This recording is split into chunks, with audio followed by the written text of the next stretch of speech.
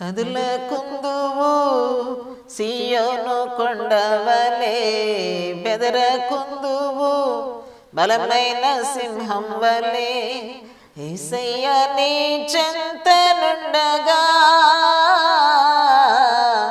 ఏ చింత నాకింక లేదుగా. యేసయ్య నీ చెంతనుండగా ఏ చింత నీకింక లేదుగా. కదలకుందువు సియోను కొండవలే, బెదరకుందువు బలమైన సింహం వలే. ప్రభువైన యేసుక్రీస్తు శ్రేష్టమైన నామంలో ఉదయకాల సమయంలో మీ అందరికీ నా హృదయపూర్వక వందనాలండి. అందరూ బాగున్నారా? గత మంగళవారం మనం మాట్లాడుకున్నటువంటి అంశము ఏదెను తోట, గెత్సెమనే తోట, అందులో ఉన్నటువంటి మొదటి ఆదాము, కడపటి ఆదాము, మరి వారి యొక్క జీవితాల్లో జరిగినటువంటి సంఘటనలు, ఆదాము ద్వారా పాపము, శాపము, మరణము మనుషులకు ప్రాప్తించినట్లు, అలాగనే మనుషులు కలిగిన ప్రతి పాపమును, శాపము నుండి యేసుక్రీస్తు వారు మరి విమోచన క్రయధనముగా ఆయన తండ్రి చిత్తానికి లోబడి తను తాను తగ్గించుకొని చేసిన సిలువ యాగాన్ని, విమోచన క్రయధనాన్ని మనం ధ్యానం చేసుకున్నాం. చిన్న ప్రార్థనతో ఈ కార్యక్రమాన్ని ప్రారంభించుకుందాం. దయగల తండ్రి, పరిశుద్ధుడాని పరిశుద్ధ పాదాలకు వందనాలు, స్తోత్రాలు చెల్లిస్తూ ఉన్నాం ప్రభువా. ఈ యొక్క ఉదయకాల సమయంలో మా ప్రియుల గృహములో మా ప్రియులందరితో కూడా నీ మాటలు మాట్లాడటానికి మీరు నాకు ఇచ్చిన ఈ అవకాశాన్ని బట్టి మీకు స్తోత్రం దేవా. ఈ ఉదయకాల సమయంలో కింద నీ మాటలకు మనసిచ్చి విని విశ్వసించినట్లుగా సహాయం దయచేయము ప్రభా. ఎన్నో కార్యక్రమాలు ఈ ఛానల్స్ ద్వారా మేము చూస్తున్నాం, కానీ ఈ కార్యక్రమాన్ని వినటానికి, చూడటానికి మా ప్రియులను మీరు సంసిద్ధం చేసి మీ నామానికి మహిమ తెచ్చుకునమని ఈ దీవెనలే ఇస్తున్నాము, అడిగి వేడుకొంచున్నాము తండ్రి, ఆమేన్. మరొకసారి ప్రభు నామంలో వందనాలండి. ఇది నానా ఈ ఆదాము ఏదెను తోటలో ఉంచటానికి ఏదెను వనాన్ని ఆదాము కొరకు దేవుడు తయారు చేసి అందులో ఉంచాడు. అయితే ఆదాము కంటే ముందుగా సృష్టి చేయబడింది మనుషుడే లేనప్పుడు. ఆకాశము, భూమి, నీరు, వృక్షాలు, పక్షులు, పశువులు సమస్తము కూడా మానవుడి కంటే ముందుగా సృష్టించాడు ఆయన, సృష్టికర్త మన తండ్రి అయిన దేవుడు. అయితే అసలు ఈ సృష్టి ఎవరి కొరకు? మానవుడే లేనప్పుడు ఆయన చేసాడు అంటే ఆయన ప్రణాళికలో మానవుని నిర్మాణం ఉంది. ఆయన సంకల్పం ఒక మనిషిని తయారు చేయాలని ఒక సంకల్పం ఉంది. జగత్తు పునాది వేయబడక మునిపే ఆయన ఒక ఆలోచన కలిగి ఉన్నాడు. అందుకే ఈ సృష్టి అంతా కూడా మరి ఎవరి కోసం తయారు చేయబడింది అంటే మానవుల కొరకే తయారు చేయబడింది, సృష్టించబడింది. ఎందుకు మానవుల కంటే? మానవుడు భూమి మీదకి రాగానే నీళ్ళు అవసరం. మానవుడు భూమి మీదకి రావడానికి ముందు మానవుడి కంటే భూమి అవసరం. మనల్ని నిలబెట్టడానికి, మనల్ని కడగటానికి, మనకు ఆహారం ఇవ్వటానికి, మనల్ని జీవింపచేయటానికి అవసరమైన ప్రతి వనరులు ఆయన సృష్టిలో ఉంచాడు. మనందరి కొరకు చేసిన పని ఇది. ఈ పని చేసిన తర్వాత ఆయన ఏం కోరుకున్నాడంటే, నేను మీ అందరి కొరకు ఇవన్నీ నేను తయారు చేసి ఉంచా కదా, ఈ వనరులన్నీ ఏర్పాటు చేశాను కదా, ఇంత చేసిన నా మాట విని నా యందు భయభక్తులు కలిగి ఉండండి. ఈ పని చాలు, ఈ ఒక్క పని మీరు చేయండి. మిగతా 6 దినాలు నేను పనిచేశా, మీరు ఒక్క పని చేయండి నా కొరకు. ఈ 6 దినాలు మీ కొరకే పనిచేసాం. కానీ ఆ పని ఏంటంటే యెహోవా యందు భయభక్తులు కలిగి ఉండుట ఈ మానవ కోటికి విధి. ఇదే, ఇంకేమీ లేదు.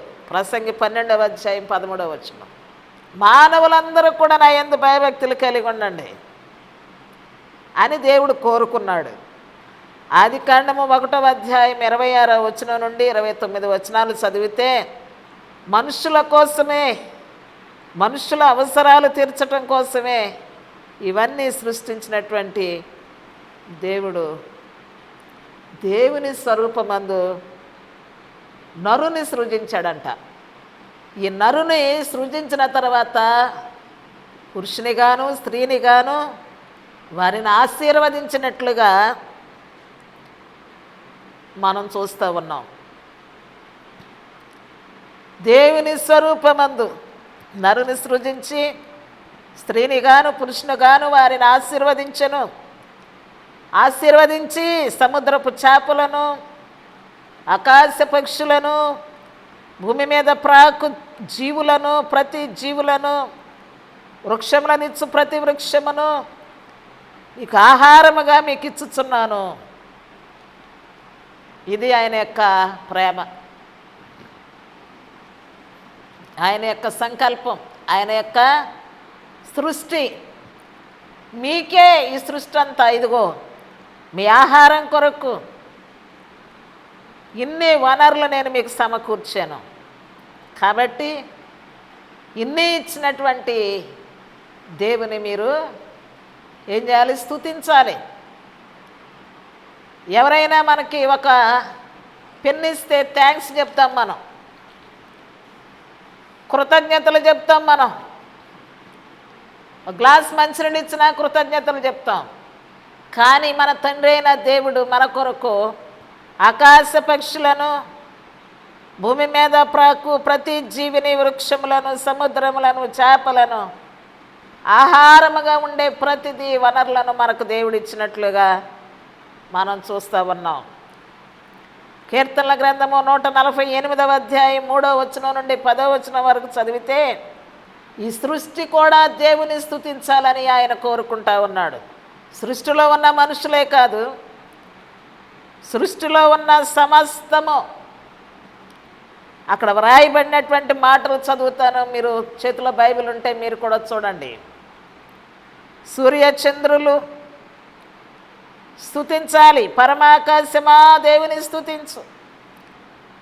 ఆకాశంపై ఉన్న జనములారా దేవుని స్తుతించు. కాంతి గల నక్షత్రములారా, వడగండ్లారా, హిమమా, ఆవిరి, పర్వతములారా దేవుని స్తుతించండి.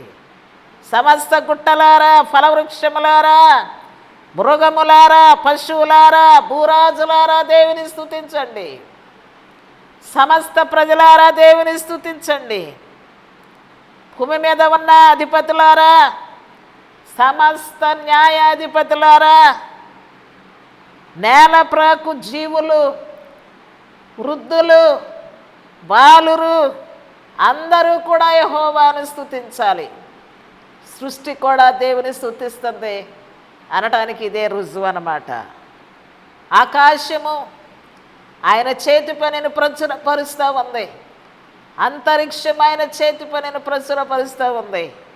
కీర్తనల గ్రంథం 19వ అధ్యాయం 1వ వచనంలో ఈ సృష్టి కూడా దేవుని స్తుతించేటువంటి విధానాన్ని మనం చూస్తున్నాం.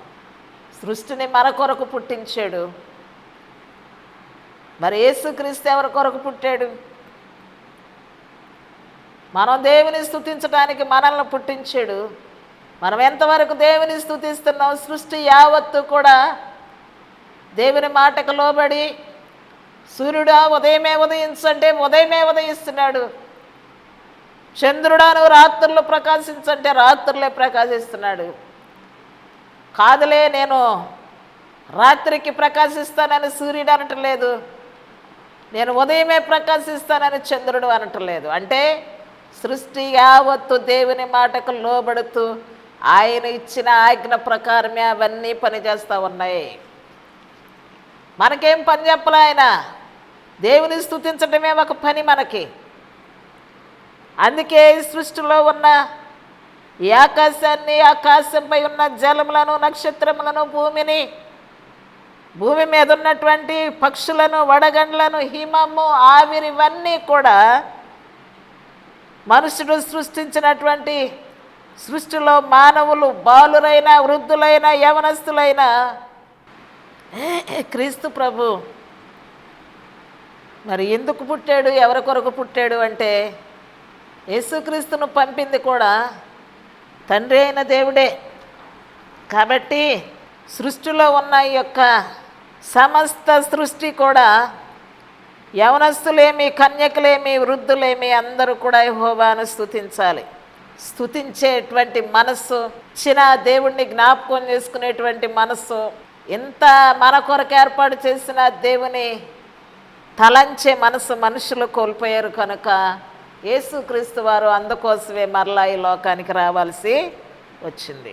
యేసుక్రీస్తు వారు పాపులను రక్షించటానికి ఈ లోకానికి వచ్చాడు, పుట్టాడు అనే విషయం మనకు తెలుసు. మత్తయి సువార్త 1:21, లూకా సువార్త 2:11 మనం చదివినట్లయితే మనకు అక్కడ తేటగా అర్థమవుద్ది. మరొక ప్రాముఖ్యమైన విషయం ఏంటంటే ఈయన వచ్చిన పనిలో మనం ఒక భాగం, మనలను నీతిమంతులుగా చేయుటకు. 2 కొరింథీయులకు రాసిన పత్రిక 5:21 మనలను దేవుని నీతిగా చేయుటకు. ఎందుకనగా మనం ఆయన యందు దేవుని నీతి అగునట్లుగా పాపమెరుగని ఆయనను మన కోసం పాపముగా చేసెను. పాపమే లేని క్రీస్తు ప్రభు మన పాపముల కొరకు ఆయన పాపిగా కనపడ్డాడు జనాలకి, దోషిగా కనపడ్డాడు ప్రజలకు, నేరస్తుడిగా కనపడ్డాడు ప్రజలకు. ఆ దోషం మనం చేసిన దోషం, నేరం మనం చేసినటువంటి నేరాలు. ఆయన ఏ పాపము ఎరుగని పరిశుద్ధుడు. మన పాపములను ఆయన భరించుటకు ఎందుకు భరించాడు అంటే ఆ పాపాలకు తగిన శిక్ష మన మీద పడకుండా మనము దేవుని కొరకు నీతిమంతులుగా తయారు చేయబడాలి. మొదట సృష్టిలో దేవుడు మానవుడిని యథార్థవంతుడిగా సృష్టించాడు. వారు వివిధమైన తంత్రములు కల్పించుకొని బొత్తిగా చెడిపోయినట్లుగా మనం చూసాం. కాబట్టి ఆ చెడిపోయిన మనిషిని, ఆ వివిధ తంత్రములు కల్పించుకున్న మనుషులందరి కొరకు, వారిని రక్షించుట కొరకు, వారిని నీతిగా చేయుట కొరకు పాపమెరుగని క్రీస్తు ప్రభు ఆ యొక్క శిక్ష అనుభవించటానికి మన కొరకు సంసిద్ధమయ్యాడు. అందుకే ఆయన రావటం జరిగింది. తన రక్తములో మనుషులను పరిశుద్ధపరచటానికి, దేవునితో సమాధానపరచుటకు ఆయన ఈ లోకానికి వచ్చాడు. దేవునితో మనుషులను సమాధానపరచటం, పరిశుద్ధపరచటం అది దేవుని యొక్క, క్రీస్తు ప్రభు యొక్క పని. కొలసీలకు రాసిన పత్రిక 1:19 ఆయన ద్వారా తనతో సమాధానపరుచుకొనుట తండ్రికి అభిష్టమాయెను. మనలను దేవునితో సమాధానపరుచుకోవటం, క్రీస్తు ప్రభుతో సమాధానపరుచుకోవటం తండ్రికి ఇష్టమైంది. అయితే ఇక్కడ క్రీస్తు ప్రభు మన కొరకు ఈ కార్యాన్ని చేస్తూ ఉన్నాడు. పరిశుద్ధాత్ముడు కూడా మన రక్షణలో ఏ యొక్క పనిని కలిగి ఉన్నాడో చూద్దాం. రోమాపత్రిక 5:5 ఎందుకనగా ఈ నిరీక్షణ మనలను సిగ్గుపరచదు, మనకు అనుగ్రహింపబడిన పరిశుద్ధాత్మ ద్వారా దేవుని ప్రేమ మన హృదయాలలో కుమ్మరించబడింది. ప్రేమ కుమ్మరించబడటం అనేది పరిశుద్ధాత్మని యొక్క కార్యక్రమం. మనం నిరీక్షణ కలిగి ఉండాలి. పరిశుద్ధాత్మ ద్వారా దేవుని యొక్క ప్రేమ మన హృదయములలో కుమ్మరించబడింది. ఆ పని చేయటానికి యేసుక్రీస్తు వారి లోకానికి వచ్చాడు. మనలను దేవుని కుమారులుగా చేయుటకు, మన పక్షముగా దేవుని కుమారులను అని సాక్ష్యం ఇవ్వటానికి, మన పక్షాన ఒక సాక్ష్యం ఇచ్చే వ్యక్తిగా ఆయన పుట్టాడు. ఆలోచన చేద్దాం.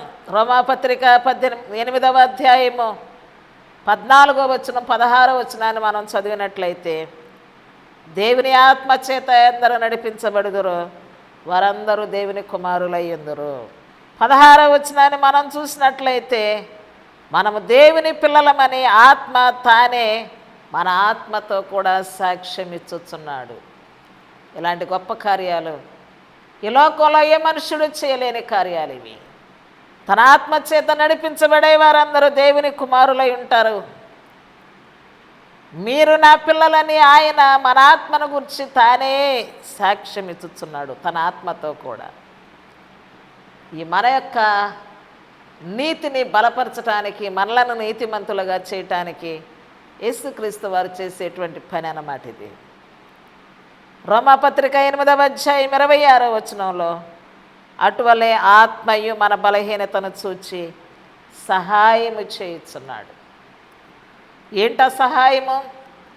ఎలాగున యుక్తముగా ప్రార్థన చేయవలనో మనకు తెలియదు, కానీ ఉచ్చరింప శక్యము కానీ మూలుగులతో ఆ ఆత్మ మన కొరకు మన పక్షముగా విజ్ఞాపన చేయుచున్నాడు అనేటువంటి సత్యాన్ని మనం ఇక్కడ గ్రహించాలి. మన బలహీనతను చూచి, మన స్థితిని చూచి మనకు సహాయం చేసే దేవుడిగా పుట్టి మనం ఎలాగూ ప్రార్థన చేయవలనో మనకు తెలియదు. అందుకే శిష్యులకి యేసుక్రీస్తు వారు ప్రార్థన నేర్పారు. గెత్సేమనే తోటలో చేసిన ప్రార్థనలో ఒక ప్రత్యేకత ఉంది. ఆయన మన పక్షముగా విజ్ఞాపన చేయుచున్నాడు. రోమాపత్రిక 15వ అధ్యాయం 15వ వచనంలో సువార్తకు విధేయులైన అన్యజనులకు కూడా పరిశుద్ధపరిచి వారిని కూడా దేవునికి అప్పగించాలనేటువంటి ఆ యొక్క పని కలిగి ఉన్నాడు యేసుక్రీస్తు వారు. సృష్టిలో విలువైనటువంటి వాడు మానవుడే. అన్యజనులను కూడా పరిశుద్ధపరచాలి సువార్త ద్వారా. వారు విధేయులైతే వారు పరిశుద్ధులవుతారు. వాక్యాన్ని ధిక్కరించి అవిధేయులుగా ఉంటే పాపములోనే ఉంటారు. వారు అన్యులే కానీ ఎవరైనా కానీ దేవుని మాట విని విశ్వసించి విధేయులైతే వారిని పరిశుద్ధపరచటానికి దిగివచ్చిన దేవుడు మన ప్రభువైన యేసుక్రీస్తు. దేవుడు అప్పగించాడు విధేయులైన వారిని అందరినీ కూడా, భేదమే లేకుండా అన్యజనుల సహితము కూడా పరిశుద్ధపరిచి నాకు అప్పగించాలి నువ్వు. ఈ లోకంలో ఎంత మంది అయితే ఇంకా రక్షణ లేకుండా ఉన్నారో వారందరికీ సువార్తను ప్రకటించి వారు వినినట్లయితే, నమ్మినట్లయితే వారిని దేవుని యొద్దకు తీసుకొని రావాలి. వారిని పరిశుద్ధపరిచి దేవునికి అప్పగించాలి. అందుకే రాజ్యమును నాకు అప్పగించడానికి నేను నా కుమారుని లోకానికి పంపానంటాడు. యెషయా గ్రంథము 43వ అధ్యాయము 7వ వచనంలో ఒక మంచి మాట వ్రాయబడింది. నా మహిమ నిమిత్తము నేను సృజించిన వారిని, నా నామము పెట్టబడిన వారిని అందరినీ నా యొద్దకు రప్పించుము. నేనే వారికి కలుగజేసి తిని, నేను వారిని కలుగజేశాను, నేనే వారిని పుట్టించాను, నేనే ఈ కార్యక్రమం అంతా కూడా చేశాను, నేనే వారిని రక్షించటానికి నిన్ను ఈ లోకానికి పంపాను. నన్ను మహింపరిచే నిమిత్తము నేను సృష్టించిన వారందరినీ కూడా నా దగ్గరకు తీసుకునిరా. ఏ భేదము లేదు. ఈ దేవుడు నా దేవుడు కాదు అనుకునే వారి సైతము కూడా దేవుని యొద్దకు తీసుకుంటానని చెప్తున్నాడు. దేవుడు ఆకర్షిస్తానని చెప్తున్నాడు.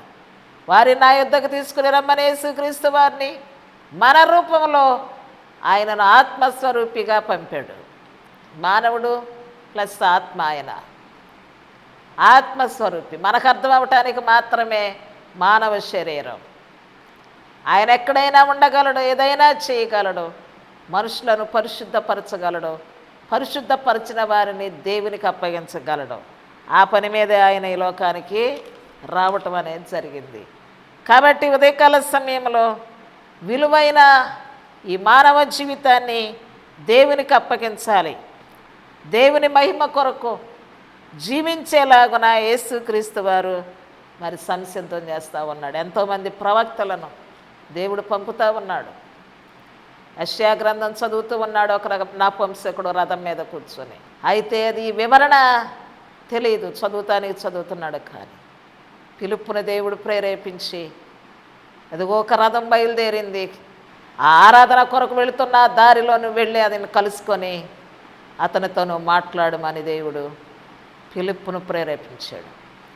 ఫిలిప్పు వెళ్ళి రథము ఆపి, నీవు చదువుతున్న ఈ గ్రంథము నీకు అర్థమవుతుందా అంటే, బోధించేవారు లేనప్పుడు ఎలాగని అర్థమవుతుందంటే, ఆ రథము నిలిపి ఆ రథము ఎక్కి యెషయా గ్రంథాన్ని చదువుతూ ఉన్న ఆ లేఖనాల్లో నుండి అతనికి వివరణ చూపించాడు. యేసుక్రీస్తు వారు ఆ ధీరత్వాన్ని, ఆయన బొత్సు కత్తిరించు గొర్రెవలే ఆ మౌనం వహించి ఆయన ఎందుకు మనుషుల ఎదుట ఉన్నాడు, ఆయన పనిని ఎందుకు ఆయన అంత సమాధానముగా దూషించేవారి ఎదుట, హింసించేవారి ఎదుట, ఆయన మీద చెడ్డ మాటలల్లా పలికేవారి ఎదుట కూడా ఆయన నోరు తెరవకుండా మౌనం వహించింది. ఎందుకంటే ప్రముఖంగా సృష్టిలో ఉన్న ప్రాముఖ్యమైన దేవుని సంకల్పంలో ఉన్న ఈ మనుషులందరినీ దేవుని దగ్గరకు తీసుకుని వెళ్ళాలి. భేదమే లేదు, కులము కానీ మతము కానీ భాషా భేదము లేదు, రంగు భేదము లేదు. అందరూ కూడా దేవుని మహింపరచాలి, దేవుని జ్ఞాపకం చేసుకోవాలి. మనందరి కొరకు ఈ లోకమును, సృష్టిని, సమస్తాన్ని, పర్వతములను, నీళ్లను, ఆహారమును, ఈ సృష్టిలో ఏ వనరులైతే ఉన్నవో అవన్నీ ఆయన మూలముగా కలిగెను. కలిగి ఉన్నది ఏది ఆయన లేకుండా కలగలేదు. కనుక ఇన్ని ఇచ్చిన దేవుణ్ణి ఆయన మన నుండి కోరుకున్నది ఏంటంటే ఏది అడగటం లేదు, నన్ను జ్ఞాపకం చేసుకో, నన్ను స్తుతించు, ఇదే నీకు ఒక ప్రాముఖ్యమైన ఆజ్ఞ అని ఆయన అడుగుతూ ఉన్నాడు. నన్ను స్తుతించు. నేను సృష్టించిన సృష్టి యావత్తు కూడా నా మాట విని సమస్త సృష్టి కూడా నన్ను స్తుతిస్తూనే ఉంది. కాబట్టి మానవులు కూడా దేవుని యొద్దకు రావాలి, దేవుని స్తుతించాలి. కాబట్టి మరి దేవుని యొక్క నామములో ఎంత శక్తి ఉందో, వెంటనే ఆ నపుంసకుడు ఆ రథమును ఆపి నీళ్లున్న ఒక చోటుకి వెళ్ళి నాకు బాప్తిసం ఇచ్చుటకు ఏమైనా ఆటంకం ఉందా అని చెప్పి అక్కడ మారు మనస్సు నిమిత్తము బాప్తిస్మము పొందినట్లుగా రుజువు చేయబడుతుంది. ఆ బాప్తిసం ద్వారా దేవుని కుమారుడిగా తీర్చబడ్డాడు. ఆ బాప్తిసము ద్వారా దేవుని యొక్క సొత్తుగా, నీతిమంతుడిగా మార్చబడ్డాడు. అలా మార్చబడిన మనందరం కూడా దేవుని మహిమ కొరకు బ్రతకాలి. దేవుని స్తుతించే పనిలోనే మనం ఉండాలి. దేవుని ఆజ్ఞలను, ఆయన కట్టడలను అనుసరించేటువంటి మరి భక్తిని మనం చేయాలి.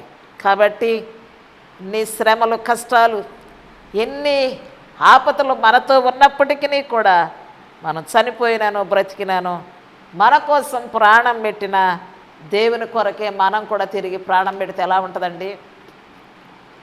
త్యాగపూరితమైన భక్తి అంటారు దాన్నే. ఆయన త్యాగం చేశాడు. ఒక నేరస్తుడు కొరకు ప్రాణం ఇచ్చి త్యాగం చేశాడు.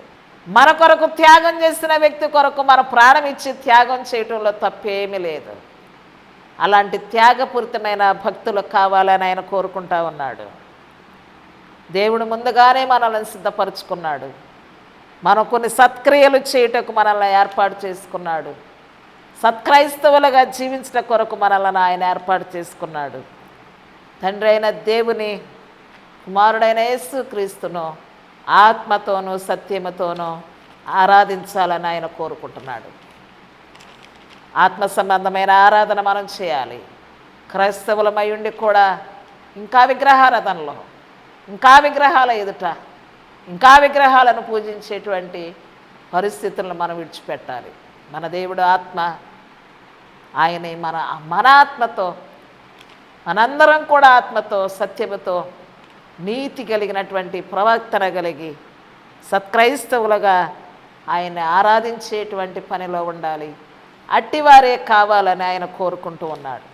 ఉదయకాల సమయంలో ఒక మంచి క్రైస్తవుడిగా ఇంత గొప్ప కార్యాలు మన కొరకు చేసిన, ఈ సృష్టి అంతటిని మన కొరకు ఇచ్చిన, ఈ వనరులన్నిటినీ మన కొరకు ఇచ్చిన మన సృష్టికర్తను జ్ఞాపకం చేసుకోవాలని మానవ కోటి అందరికీ కూడా ఆయన ఒక ప్రేమపూర్వక లేఖనాలను, ఆహ్వానాన్ని ఆయన తెలియచేస్తూ ఉన్నాడు.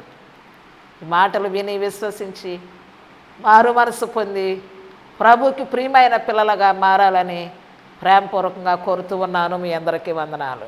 చిన్న ప్రార్థన.